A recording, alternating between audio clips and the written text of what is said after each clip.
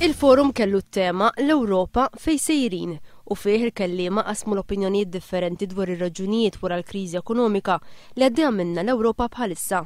Id-diskussjoni ffokat fuq il-possibilità ta' soluzzjonijiet għal din il-kriżi u fuq l-importanza tal-fiduċja bejn il-pajjiżi biex tineleb din il-kriżi.